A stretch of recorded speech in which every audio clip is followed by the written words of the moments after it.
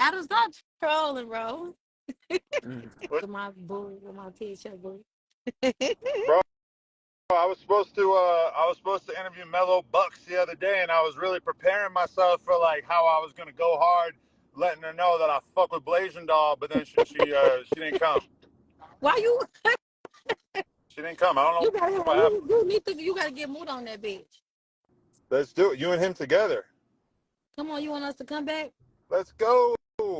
I set the date. All right, I'm gonna holler at Laura for sure. That would be legendary though. I bet. Hit the All jacket. right, Blasian Doll. Yeah, we gotta have Crib Mac right there because his ass over talk. Oh my God, he might over whoop on you. I don't Nah, know. we gonna whoop on him. Get his ass a cold 40. Cold 40. No, he likes old English. Nah, he like all of them, really. All right. Hey, much We love. want to meet him though. I want him to teach me how to crib walk. Oh, yeah. I can teach you that. All right. All right. Much love. All Isn't she a sweetheart? Don't you love her? What a doll, really. A Claysian doll. Okay. Let's see. See, this is my problem. Is as soon as I go live and I feel like I'm gonna start just doing my own thing, people start trying to get added, and I'm such a nice guy that it's like, okay, I'm just gonna add everybody. So problems are erupting. Man, I got so much good gas that I want to put out right now.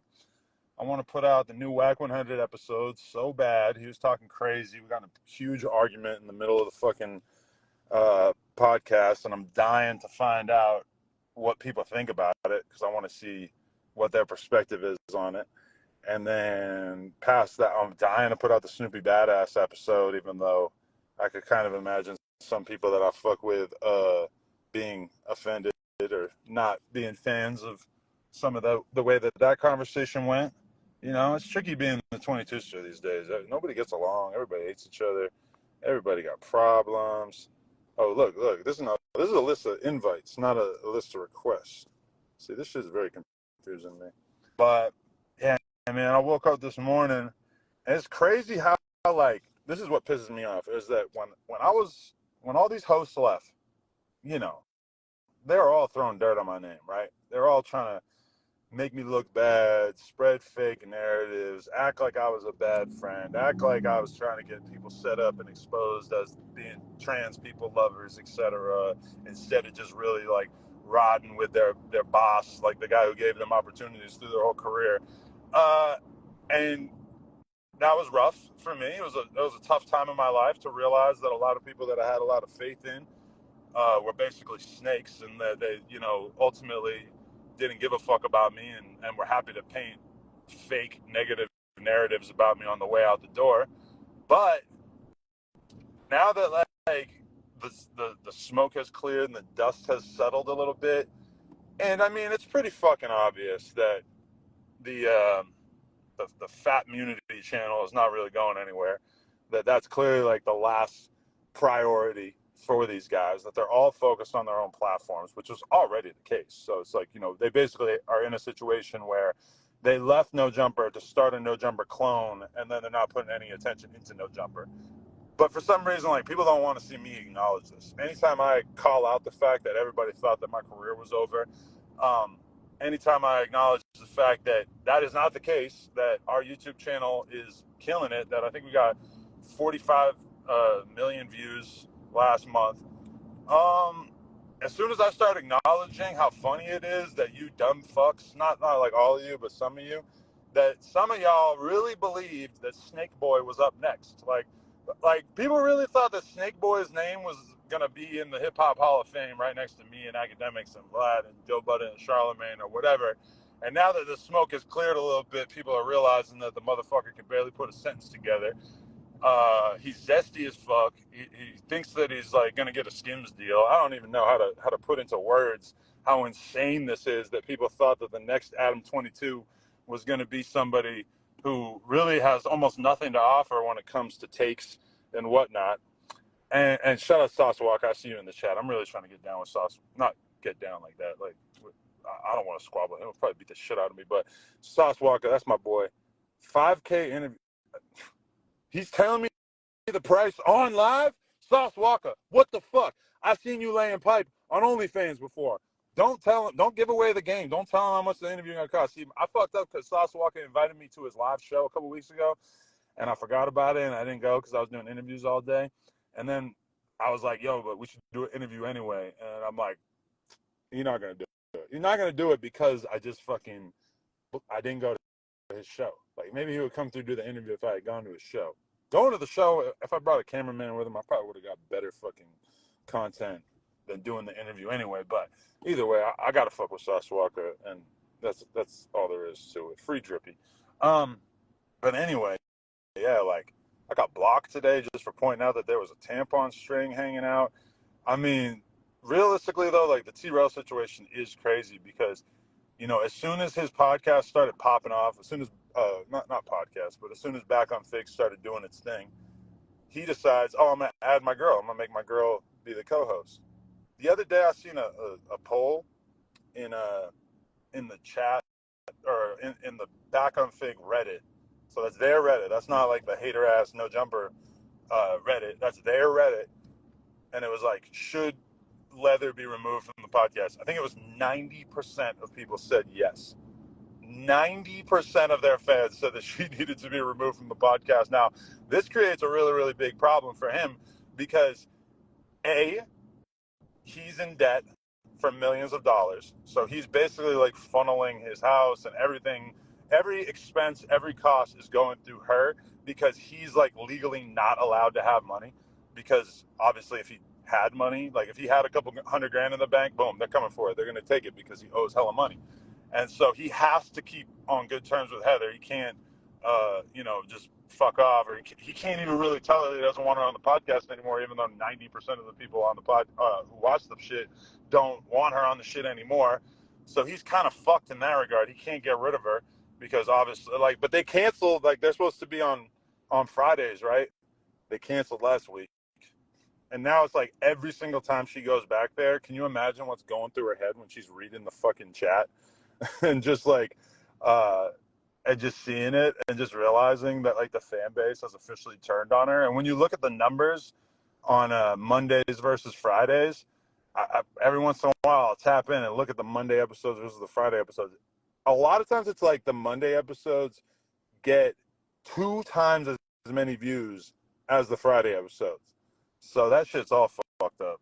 And she got him acting like a FAGGOT on the fucking Instagram reels. Like, I don't even know how he thought that shit was okay. Like, doing free Skims ads. Like, I don't know. And this is the shit, like, I could just sit here and just armchair quarterback the fucking demise of their platform all the time. But I just don't because it doesn't really feel like it's important enough for me to sink time and energy into, even though they very much went out of their way to make tons of content about me and try to drag me down.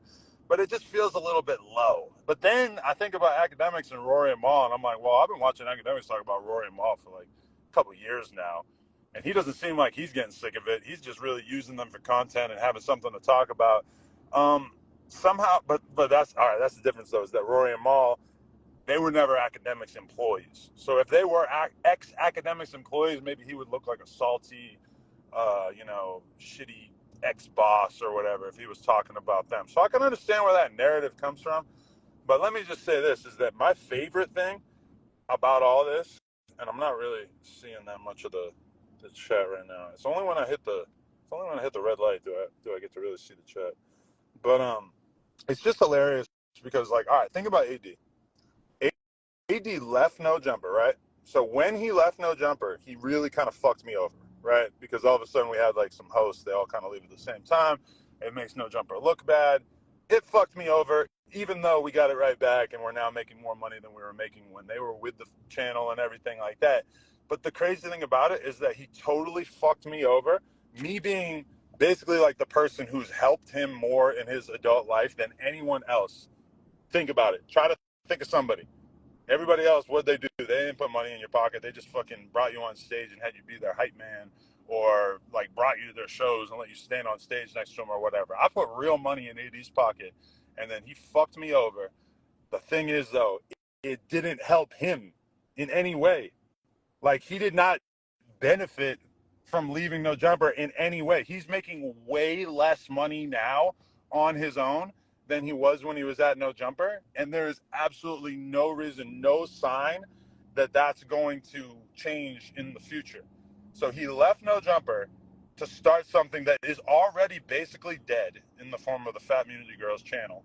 And I mean, like, just think about that. He fucked me over, but didn't help himself in the process. That is exactly how you do not backdoor somebody. If you backdoor somebody, you're supposed to profit from it as a result, whether through money or clout or a business or connection, whatever. So many things wrong with that when you really think about it. And then you also have to look at T-Rell. He really got fucked in the process because he got dragged along with it. Like T-Rell was really starting to seem like he might turn into something, but then AD and Pun convinced him to leave No Jumper, and it's been pretty fucking quiet, you know. And now they've kind of like moved past. Before it was just them kicking it. Now it's always a guest. Every episode damn near has a guest.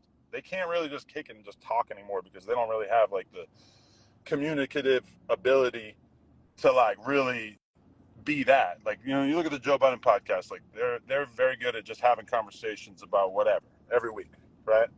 These dudes are not talented enough to necessarily do that. So they got to bring in guests now, and they got to try to like do the interviews as part of the stream, whatever. But the fucking hilarious thing that I know that you guys see taking place, I know you guys see this taking place, is that the manager who was supposed to be, you know, bringing these dudes together, who was supposed to help them become this tight-knit group that they claim that they are, is now doing a stream where he brings the fans on and basically drums up controversy and turmoil between the different hosts. And it's like clearly causing a lot of division and spite amongst them. And you'll notice that like AD won't even go on it because the negative narratives about him that the fans are obviously going to spin. I mean, AD too sensitive for that. Like, he's just not going to be able to just sit there and smile while people point out that he left No Jumper and has nothing as a result. So now you have Mr. Potato Head basically just doing these streams that are tearing apart these dudes, and is too bitch made to step up and say like, hey, that shit ain't cool. And it really strikes a chord with me because I was that bitch made as well.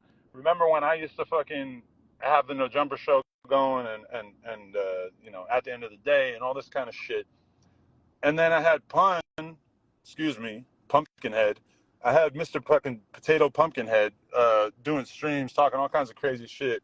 And I mean, I'm sitting there like, bro, this is the manager to my talent, to one of my main talent, and he's over here just drumming up controversy on his stream to help his stream. And then meanwhile, I just like I'm not allowed to do anything about it because whenever I would try to say something about it to AD, it would become obvious to me that he was too scared of Potato Head to really even like stand up for himself and tell his manager that he was clearly having a negative impact on his career and his future with No Jumper. But that's the funny shit. I remember telling Josh and telling fucking whoever, telling my other guys at the office, telling them like that it's going to be interesting because once they leave No Jumper, they're going to have to actually figure out how to make content, and they're not going to be able to just beef with each other because why would they want to beef with each other when it's their platform? I thought they were just doing the beef thing because it was my platform. And when you're on my platform, it's like, oh, you can be messy and you can cause drama and you can cause all this controversy and stuff. I didn't think they were going to keep doing that when they left. It turns out that's all they're doing. They're doing that way worse than they were doing it when they were at No Jumper, just constant drama.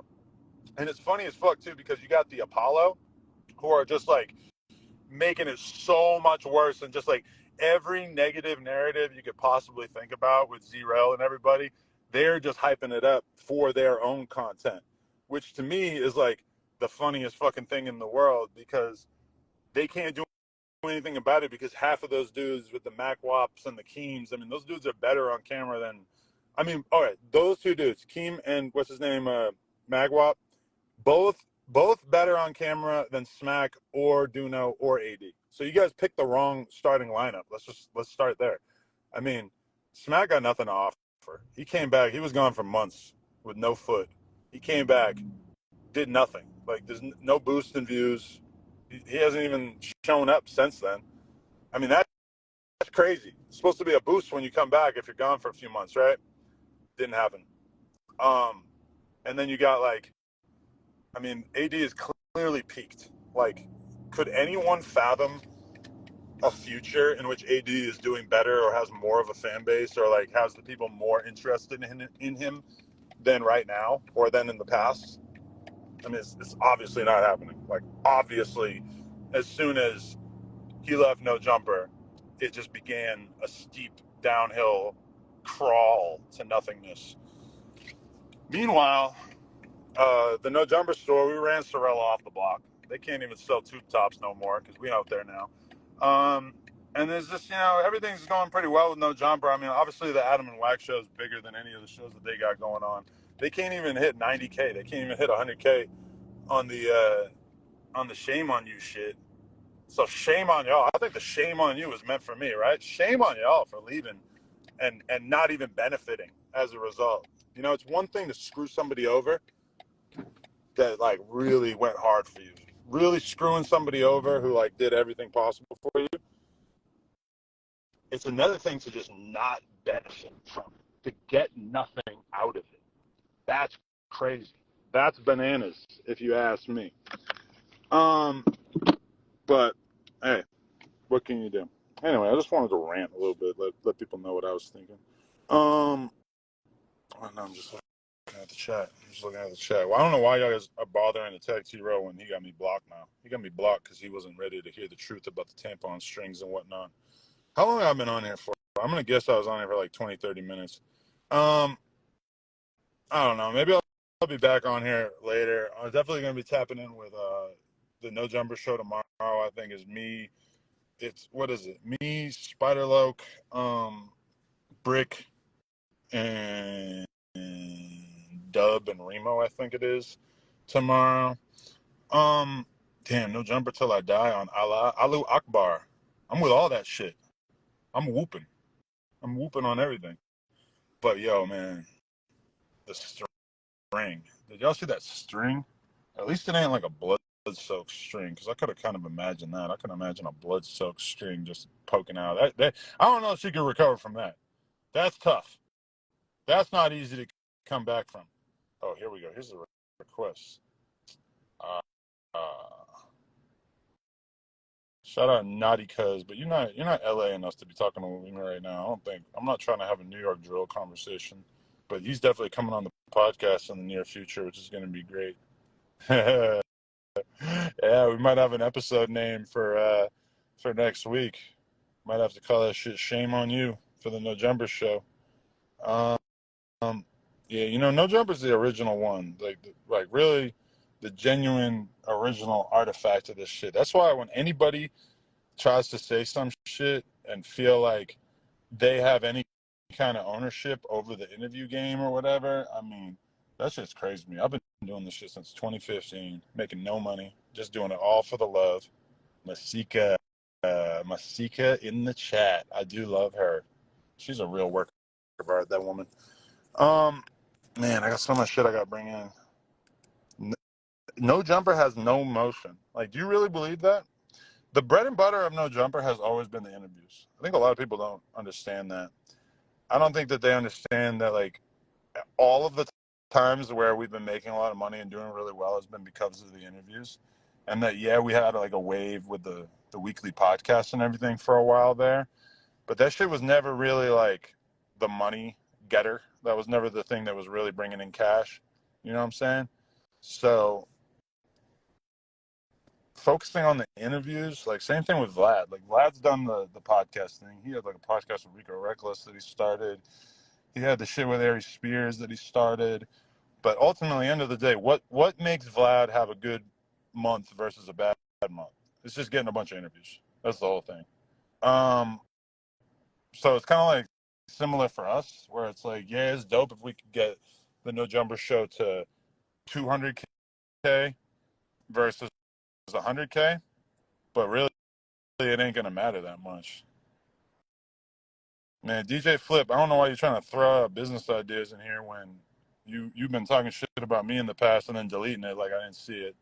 And you ain't got no motion. You got nothing going on. So I don't know what the fuck you think I'm going to partner with you on, DJ Flip. I ain't got nothing against you, DJ Flip, but I don't know if you getting in your feelings off the Yerkies and you fucking feel like commenting on me on your fucking story and shit and thinking that I'm not seeing it, and then you coming in this live acting friendly. I don't know what the fuck you're thinking with that. But yeah, we are witnessing the end of No Jumper. I mean, it's just fascinating to me when people say shit like that when we are doing better than we've ever been doing before. Literally. Financially. Better right now than we've ever been doing before. But because the No Jumper show is not exactly in the place that it needs to be right now, people are going to say, like, No Jumper is dead. Like, what the fuck are you talking about? We just got a new store. We're about to be in that store all the time, making way crazier content. Way crazier content, man. That's just all I'm saying. Way crazier content. Because, and see, that's the other thing that pissed me off about DJ Flip is he asked me like 100,000 times to do a video talking into the camera and talking about like, oh, I'm holler at DJ Flip, do a video. He's gonna give you a beat, give him $5,000 or $4,000 or whatever, and he's gonna do a beat for you and promote your song or whatever. And I'm just not trying to do it because it just sounds gay as fuck, and I don't want to do it. I don't like doing like weird ass promotional shit for stuff that like realistically I don't believe in. And like AD did one for DJ Flip for free, and like I seen other people doing it. I seen Crib Mac doing it, whatever. It's like, bro, I'm just not doing it. I'm not doing it because I don't want to fucking do it. And he's asked me like 15 fucking times. And then because I ignored him asking me to do this promotional shit for his beats, then he's gonna go on his story and talk a bunch of shit about me and then delete it, think I didn't see it, and then act friendly in here. So DJ Flip, that's why I don't respect you, is because you asked me 1,000 times to do this gay ass promotional shit, and then when I ignored it, you talk shit and then deleted it, and now you're trying to act friendly in the fucking Instagram chat. So I don't respect it, but it is what it is. So it's crazy. Is like I just did that Blueface interview. I was like 700K. So that like probably have 1 million in a couple of days. So that's the equivalent of me doing like 10 No Jumper shows, or like let's say I was getting 200K. That would be the equivalent of me doing like 5 No Jumper shows all at once from one good interview. I mean, what are we talking about? What are we talking about? I know my business. I know what makes me money, but I got all these people letting me know what they think. JB, the bodyguard, said, Adam, get some. Man, I don't know no gang members, and the ones that do seem like they're mostly Crips. But oh, and the Roosters. We got the Roosters too. Yeah, you got a mental disability. Shut the fuck up. Nobody trying to hear from you. You look like you belong on the slow bus. Let's start there. Seti Nash, shout out to you. Is Sky Breeze still signed to you? No, we ran the course of the 2-year contract, and she has gone on her way. She's not doing the adult thing anymore. But I mean, really, I look at that shit. And shout out my boy One Track. Hey, shout out my boy All Black. All Black, really one of the best rappers from the Bay. I got mad love for All Black. I was just watching a bunch of old Draco videos, and I seen my man All Black up in there posted up. We know the truth. Long live the truth. I don't know. What happened to the Adam and Lash show? We got another episode on deck. We're just waiting to get it out there. Chelsea Wild, do you still sign girls? Yes, definitely. Slide up in my DMs. We've been looking for some new talent. But I mean, really, the thing with Sky Bree, if you want to break it down, like this is why me and you, not me and you, but me and all the goons out there that think that they can tell me something when it comes to the fans and stuff. This, like, keep in mind, every single person who used to be a host on No Jumper has never made $1 million. They have never had $1 million. Realistically, almost all of them have never had $100,000. I met Sky Bree, one girl. I met one girl. She had 4,000 followers. I signed her to a management deal. She has, I think, like 2 million followers now. I know that me and my girl, because I got my girl in on the deal too. Did the right thing, 50-50. We each, I think, each made over $1 million off of one girl that we met. One girl, $1 million plus each. I did that for my wifey. It's nothing. It's nothing. And then at the end of the term, she went on, she did her thing. I got no grudge against her. That's still my homegirl. I love Sky. But again, I met her when she had 4,000 followers, got her to 2 million. Now, granted, we did the work in the beginning, but at a certain point, she just started blowing the fuck up. I don't blame her for going on and doing her own thing, because realistically, once you're on like the KSI shit, once you're on, you're with the sidemen and shit, like, well, it's like, what can I really do for you once you've gotten so big that there's no opportunity I can get you that's bigger than what you've already, done for yourself once I helped get her off the ground. So, we had a 2-year deal, finished the 2-year deal. She keeps doing her thing. I'm proud of her. I'm happy for her. But again, $1 million each off one girl.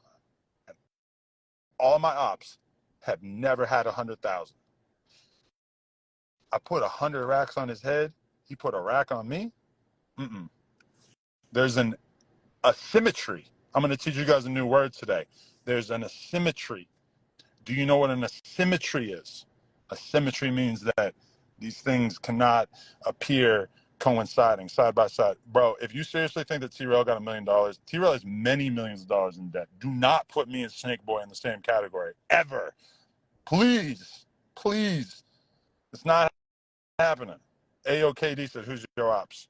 I don't even really feel like calling them my ops, because it's like, it's just not fair. It's just not fair. What would you do when Brick and CryptMat become your enemies? I mean, hopefully we never get to that point. We have a good, strong, working business relationship right now. If it came down to it, where if they had a better opportunity, I would have to, hear it out, and then I would have to come to some sort of conclusion about if I could match that opportunity, right? And if I can't match that opportunity, then we got to go our separate ways. Or maybe they want to start their own platform at a certain time. The thing is that they can do that without having to backstab me and create fake narratives about me, which, AD and T-Rell, they chose not to do that. They chose to do the most selfish thing possible and try to screw me over after everything I did for them. So I feel like they very much deserve their fate, if that's fair to say. The fact that the Fig Community channel is in the garbage can, I feel like that's fair. Anyway, this was fun. I had a few things I wanted to get off my chest. I'm going to work. I got 3 interviews to do today. Somebody tell FBG Butter to text me back so that he can hopefully be one of them. What's your thoughts on CryptMac linking with your op Neon? Why is Neon my op? I think we're using the word op a little too liberally if Neon qualifies as my op. I understand though, because we are in the op age, and we have people like they wanted to start a network and ended up with a Discord show. Come on, dog. This ain't needed, my dude. Shout out Seti Nash. It wasn't needed when you talked to the cops on TV either. Sorry, I had to do that. Man, yeah, you listen to that Drake album, it's just all op talk. It's like everybody has to talk about ops in this day and age. Shout out City Nash. I got nothing but love for City. I really think